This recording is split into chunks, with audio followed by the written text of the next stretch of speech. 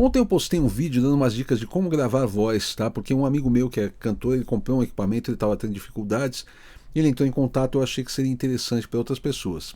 Aí hoje, um amigo meu que é baterista, que já grava na casa dele, tem bons resultados, falou assim: pô, legal, e se fosse para um baterista? Tá? Se fosse um baterista que tivesse entrado em contato contigo, o que você diria? Então eu anotei aqui algumas coisas que eu acho que pode fazer bastante diferença para você gravar bateria.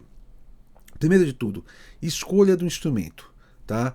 Se você é um cara que você quer um som de caixa, isso vai parecer óbvio, tá? Mas não, porque eu já vi muita coisa, muita gente fazendo esse tipo de erro. Se você quer um som de caixa mais profundo, não use uma caixa piccolo. A caixa piccolo é aquela caixa que é fininha, pequenininha. Essa caixa ela não tem profundidade, ela tem ataque legal e tudo mais, mas você não vai ter a profundidade de uma caixa mais alta, entendeu? Então não use. Você quer um som de caixa de madeira? Use uma caixa de madeira, não use uma caixa de metal e vice-versa, tá? Ah, parece óbvio, não é, tá? Não é para muita gente. E isso também se aplica ao tamanho dos tambores, por exemplo. Eu vejo gente que às vezes quer gravar uma coisa meio andamento lento e quer aqueles tons pesados, tal, meio Black Sabbath, aí o cara usa tons de 8 polegadas, 10 polegadas e tudo mais.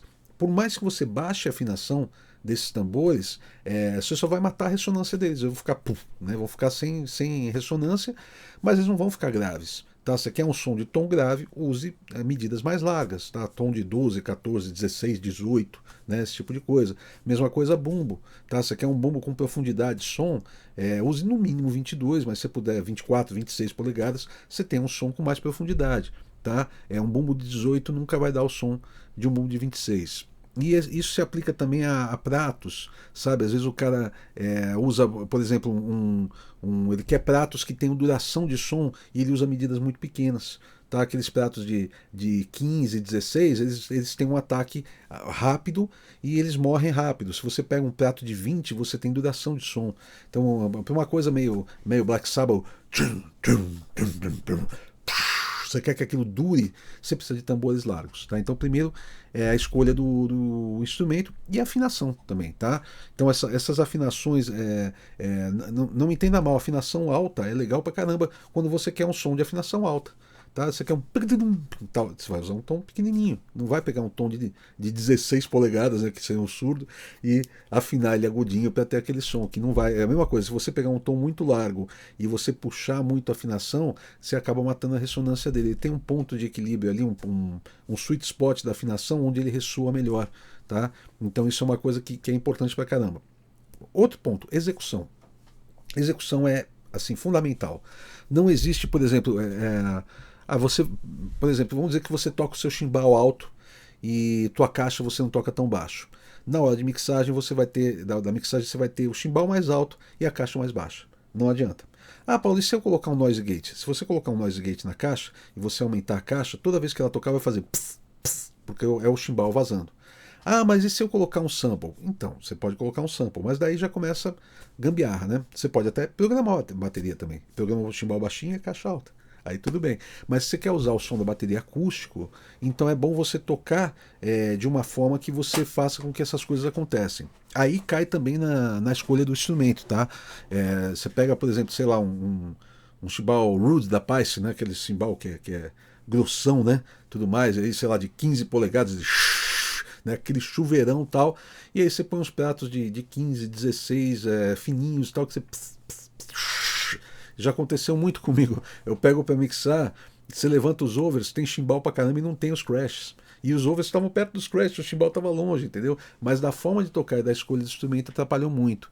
Então tem casos que dá para eu pilotar, para eu subir aonde ele atacou os crashes e resolver, e tem casos que eu tenho que colocar samples. Eu tenho que pegar samples de pratos e colocar onde ele fez os ataques. Eu vou ouvindo o over e eu substituo por samples, entendeu? Então já cai na coisa da gambiarra. Então a execução é muito importante em tudo, tá? Para você ter constância de som, eu quero ter uma caixa que fique constante o tempo todo aparecendo e tudo mais. Você tem que tocar de uma forma que ela apareça o tempo todo.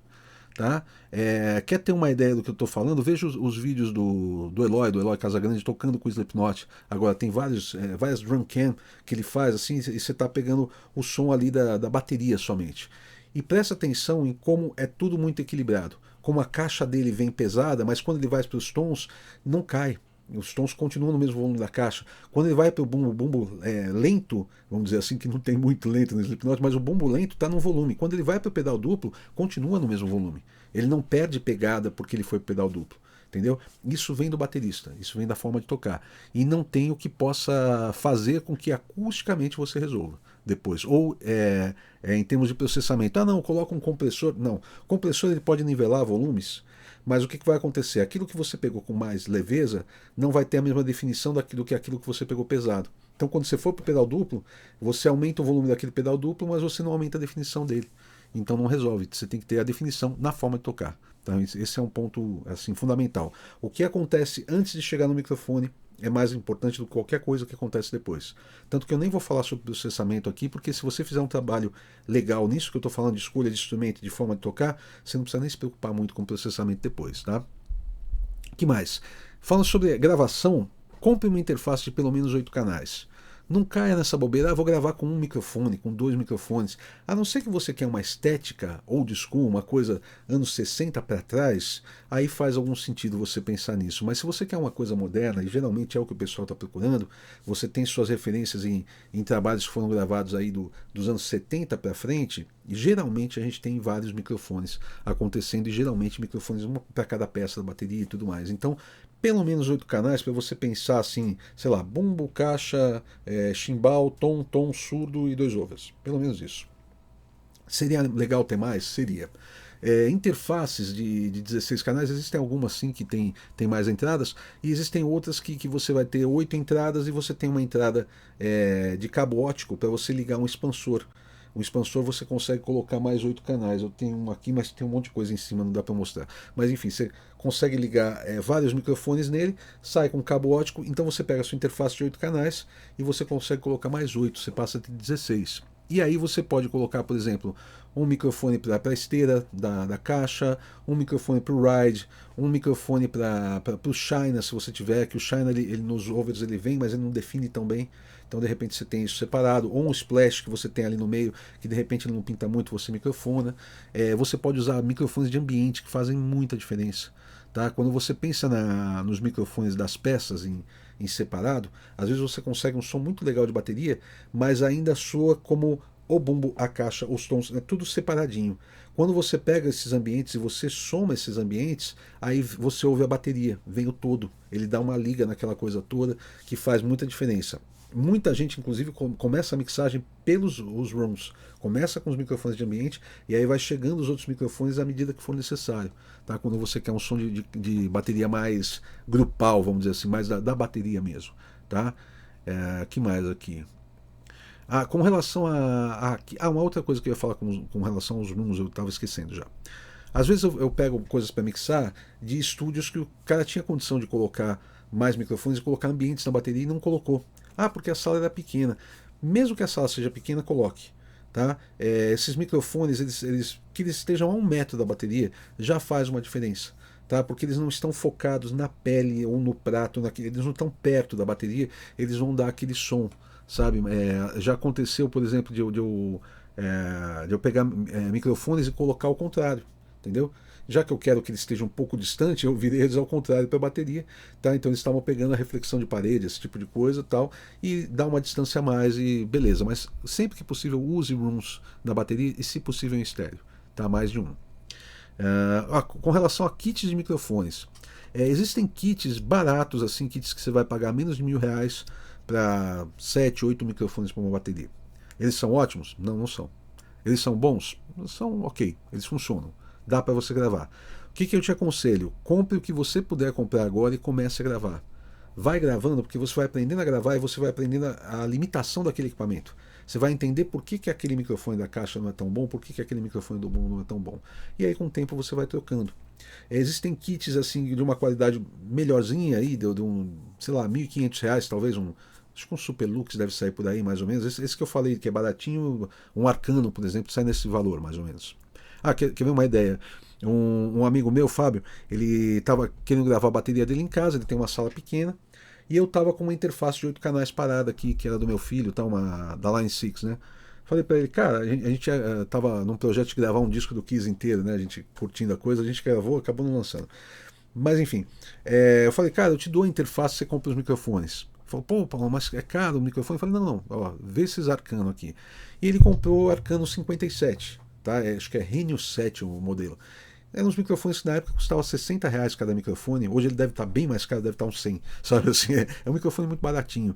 E ele comprou 8 desses microfones. E comprou os microfones, os pedestais para fazer over e tal. Esses microfones têm clamp, né? Então, onde tem tons, essas coisas, você prende com clamp, tá muito mais fácil e tal. E ele colocou esses 8 microfones. Ah, ficou ótimo o som da bateria? Ficou tão bom quanto um som de uma bateria gravada no estúdio profissional com microfones ótimos? Não, mas funcionou. Funcionou, a gente gravou e ficou bom. Entendeu? Ele já tá gravando coisa para a banda dele com esse setup. Tá? Então esse setup, se for tudo Reno 7, vamos pegar 8 microfones Reno 7 a R$ 100, R$ 800. Tá? Mas como eu falei, o Super Lux deve custar uns 1.500, 2.000 talvez, alguma coisa assim. Se você for pegar um Samsung ou um AKG, talvez uns 3.000. Tá? E R$ 3.000 nesse caso não é muito dinheiro, porque a gente está falando de 7, 8 microfones. Entenda bem, um SM58 ele custa uns US$ 100, tá? Que aqui no Brasil dá mais de R$ 1.000. Tá contando o imposto, né, o valor do dólar e tudo mais, dá mais de R$ 1.000. Então, se você fosse fazer tudo com 58, que não é o microfone ideal para gravar uma bateria, você já ia gastar R$ 8.000 só de microfone com 8 microfones. Se você for pensar em R20 para bumbo, em 421 para os tons, em, sei lá, C414 para pratos, essas coisas, você já vai gastar alguns milhares de reais aí para fazer, entendeu? Então, R$ 3.000 não é um preço muito alto. Lembrando que, assim, a gente está falando de gravar uma bateria que não é um instrumento, a bateria é um conjunto de instrumentos. Então, são muitos microfones envolvidos, muitas entradas e tudo mais. Então, é uma coisa que tem que ter um investimento, não tem muito para onde correr. Que mais? Você vai precisar comprar pedestais para overs e para hi-hat, pelo menos, e um para o bumbo. Geralmente tem aqueles pedestaizinhos baixinhos para bumbo, que eles são muito bons também para você poder microfonar. De preferência, compre o melhor pedestal que você puder, tá? Porque pedestal mais baratinho ele é muito frágil, você encosta nele, ele cai, você tá trabalhando, ele tá, né, caindo assim, tá broxando durante a gravação. Então, compre o melhor pedestal que você puder, vai fazer diferença, tá? Com relação ao posicionamento dos microfones, eu vejo muito o seguinte, né, o meu velho 58 aqui, eu vejo muito o seguinte, por exemplo, o tom está aqui, o tom tá aqui na frente do cara para ele bater, então o pessoal microfona assim. Eu vejo isso muito em pessoal de PA, né? E quando você microfona dessa forma, vem um médio grave, chatinho para caramba, junto, que não é muito legal. Como eu gosto de microfonar, eu gosto de pensar no seguinte: aqui é o meio da pele, que é onde você vai bater, basicamente. Você vai colocar um microfone voltado para esse meio da pele, meio distante, assim, que nem eu estou colocando aqui, ó, tem uns 4 dedos aqui entre a pele, e ele voltado para o centro do tambor. Então eu penso nisso para a caixa, eu penso nisso para os tons, para o surdo. E uma outra coisa que eu até falei ontem: um microfone como esse, ele tem a cápsula dele aqui, então ele é feito para ele captar o melhor possível som aqui e captar o mínimo de som possível do lado contrário. Então você tem que usar isso aí a seu favor. Por exemplo, você está microfonando um tom aqui e tem um prato, tá? O prato está aqui, coloca de uma forma que ele vai pegar o mínimo possível do prato. Aqui, ó, por exemplo, ó, o prato está aqui. Então, se você microfonar aqui, não, faz isso aqui, ó. Ele pega o mínimo possível do prato e o máximo do tom. E uma coisa importante também, tem muito, falando com relação à execução, escolha de instrumento e tudo mais, tem muito baterista que coloca o tom aqui e coloca o prato aqui. Entendeu? Então, para praticidade. Isso para gravação não é legal. Ah, mas eu vou ter que mudar a minha forma de tocar para poder gravar bem? Vai. É assim que a gente faz. Entendeu? E quando eu digo a gente, todos os bateristas do mundo. Tá? Basicamente é isso. Não, você não vai se prejudicar, mas assim, às vezes você precisa afastar um pouquinho. Tá? Eu vi outro dia um vídeo muito legal de um cara falando assim, como eliminar o chimbal da caixa, né? Então ele estava com o chimbal e a caixa aqui, aí ele estava lá, ó, aí você posiciona aqui e tal, não sei o que, aí ele sobe o chimbal para cá e falou, pronto, eliminou, entendeu? Realmente, né? Você não vai deixar o negócio de uma forma que vai ficar incômodo para você tocar, mas deixe de uma forma que seja coerente, tá? Para você poder ter os ataques de uma forma que você tem facilidade para pegar, mas ao mesmo tempo você tem espaço para você ter a microfonação separada das coisas. Isso que eu falei de ele captar o mínimo de som aqui e o máximo aqui, numa situação de uma caixa de bateria também é a mesma coisa. Vamos dizer que a caixa está aqui e o chimbal está aqui, ó. Você vai colocar ele de uma forma que ele capte o mínimo possível do chimbal e o máximo possível da caixa. Tá? Então você aproveita essa questão do cardioide, do microfone, que ele foi feito para isso, tá? Para poder, numa situação de show, por exemplo, você está cantando aqui, ele pegar o mínimo do som do monitor de chão e o máximo da sua voz. Entendeu? Você aproveita isso a teu favor. Que mais? Tá, de posicionamento. Posicionamento é uma coisa importante, que os microfones de overs, tá, os microfones de pratos e os microfones de room, eles têm que estar equidistantes da caixa. Equidistantes, quer dizer, na mesma distância. Então, por exemplo, é muito comum eu pegar coisas para mixar, que o cara posicionou os dois overs aqui, por exemplo, deixa eu ver se está dando para vocês verem bem. Tá, posicionou os dois overs, e aí eu ouço, porque a caixa estava mais para cá, eu estou ouvindo os overs e está meio assim, ó. Sabe? Você fica ouvindo aquela coisa torta. E aí quando você coloca no lugar, aí o prato daqui fica mais alto do que estava lá. Então o que você faz? Pega um cabo de guitarra, um cabo de microfone, segura ele na caixa e leva ele até um dos overs lá, vê quanto está dando de tamanho e vai até o outro over. Às vezes você precisa deixar meio desequilibrado desse sentido ou desse sentido. A bateria está aqui, ele tem que ficar mais para cá, entendeu? Para você ter um equilíbrio do LR. Aí você ouve os dois overs só e você vai ver que a tua caixa está central. Mesma coisa com os ambientes. O meu ambiente está a 2 metros da minha bateria, tá? Então tá o cabo aqui a 2 metros, tá? Vamos levar até o outro ambiente. Pô, o outro ali está 2,5. Traz ele mais, para ele chegar mais, ficar os 2 metros igual.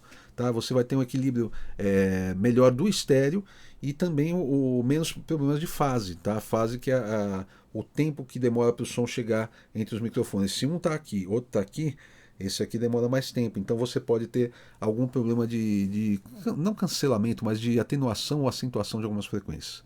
Tá? Então essa parte de posicionamento é importante. Outro ponto importante, evite clipar. Tá? O que é clipar? Quando você vai gravar no teu software de gravação, ele tem aquele medidor que tem o amarelinho, o verdinho, o vermelho. Chegou no vermelho, cara, você está começando a perder informação digital. Tá? Ele começa a gravar um zero digital ali que não tem som.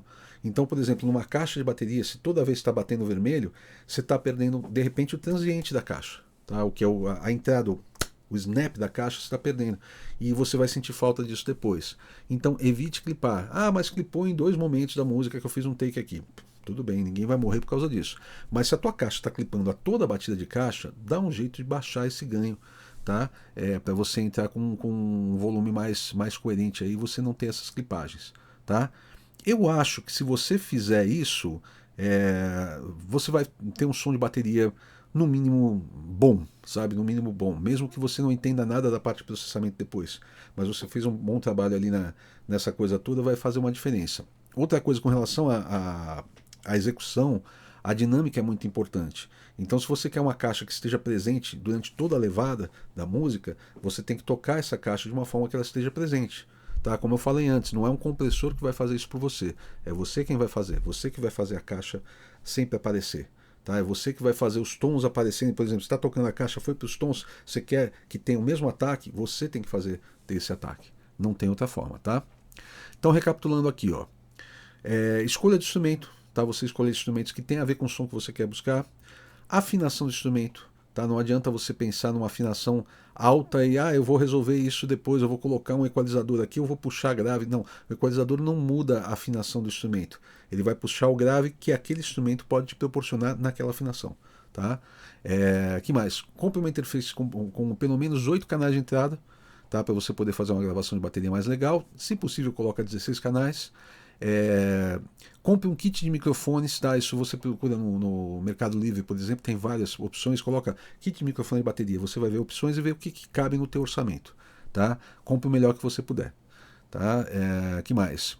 Cabos, esqueci de falar de cabos também. Compre cabos legais, tá? Esses Arcano, por exemplo, eles vêm com um cabo deles e o cabo é ridículo assim, porque ele é um cabo balanceado, quer dizer, ele deveria ter 3 fios dentro dele e só tem 2. Tá? Então, às vezes, você liga ele na tua interface e não dá o rendimento que você queria.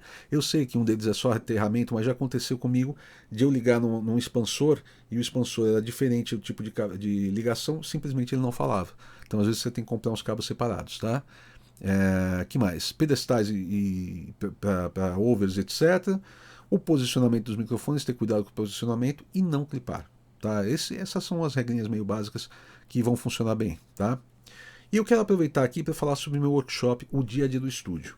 Esse workshop eu apresento desde 2010 e é um workshop onde eu levo as pessoas para um estúdio de grande porte para elas entenderem como funciona uma produção de alto padrão. Tá? Que eu trabalhei muito tempo em estúdio com mesa SSL, salas grandes, microfones Neumann, AKG, diga lá o que você quiser, sem a Sennheiser, os melhores microfones, tá? Telefunken lá. E o que acontece? Eu quero levar as pessoas para dentro do estúdio para elas entenderem como é que funciona uma produção de grande porte e veem ela é mais simples do que as pessoas pensam. Tá? É mais difícil por um lado, porque você tem que exigir muito do músico, da forma muito da captação, tá? Tudo tem que ser feito com excelência para chegar no final e ficar excelente, mas é mais simples. As pessoas pensam que se faz um caminho muito complicado e não é um caminho complicado, não. Nesse workshop você acompanha a produção de uma música completa, tá? Então vai desde a afinação do instrumento até microfonação, direção dos músicos, que é uma parte essencial, importantíssima. Aí vem gravação, edição, mixagem, masterização dessa música, tá? Então é uma música completa com bateria acústica, baixo, guitarras, violões, piano e vozes. Tá? Então, dia 2 e 3 de novembro, eu tenho poucas vagas para esse workshop, vai ser aqui em São Paulo. E os alunos que participaram das versões anteriores sempre me dizem que esse workshop foi um verdadeiro divisor de águas na carreira deles. Tá? Eles produziram de uma forma até aqui, assistindo ao workshop, eles passaram a produzir de outra forma, tendo mais resultados em menos tempo. Tá? Então vale muito a pena. Vou deixar um link aqui na descrição do vídeo ou na minha bio.